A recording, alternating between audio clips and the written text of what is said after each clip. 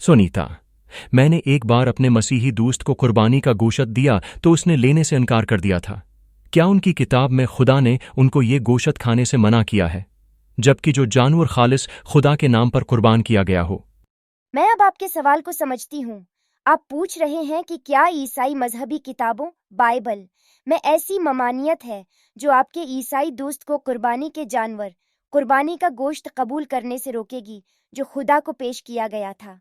मसीहियत में खुदा को पेश किए जाने वाले गोश्त के इस्तेमाल पर कोई बराह रास्त ममानियत नहीं है, लेकिन कुछ मसीह रहनुमाओं ने उसूल बनाया है गौर व फिक्र करके।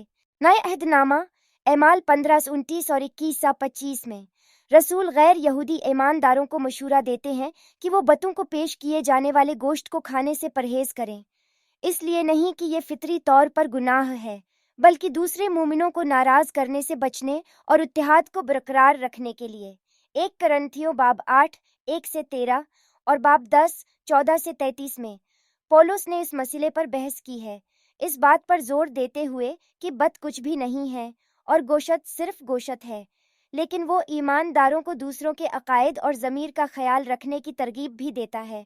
कुछ मसीही फ़र्क़े या इनफरादी अकीदे रखने वाले अफराद ज़ाती यकीन या दूसरे मज़ाहिब के एहतराम के मामले के तौर पर अपने अलावा किसी और मजहबी तनाज़ुर में ज़ब्ह किए जाने वाले बत्तों या जानवरों को पेश करदा गोशत खाने से ग्रेज़ कर सकते हैं। ये मुमकिन है कि आपके मसीही दोस्त ने बाइबल की मखसूस मुमानात के बजाय ज़ाती अकायद या अपने किसी अंदाजे की वजह से इस पेशकश को मुस्तरद कर दिया हो। ये बात साफ तौर पर जाहिर है कि जो जानवर खुदा के नाम पर ज़ब्ह किया जाए उसका गोशत खाने से बाइबल मुक़द्दस में कोई बयान ऐसा नहीं कि खाने वाला इससे न खाए। अगर आपका मसीही दोस्त कुरान की ये आयत पढ़ चुका होता तो वो कभी भी गोश्त ले लेने से इनकार न करता।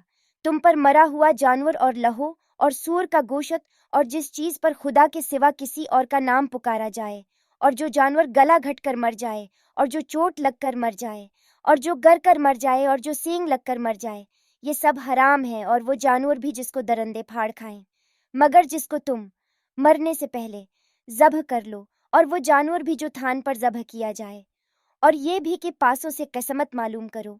ये सब गुनाहों के काम हैं। आज काफिर तुम्हारे दीन से नाउम्मीद हो गए हैं, तो उनसे मत डरो और मुझी से डरते रहो।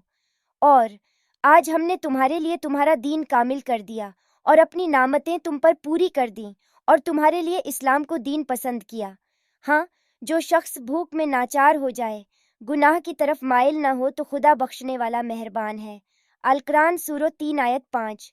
अगर आपके मजीद कोई सवाल है तो मुझसे पूछें।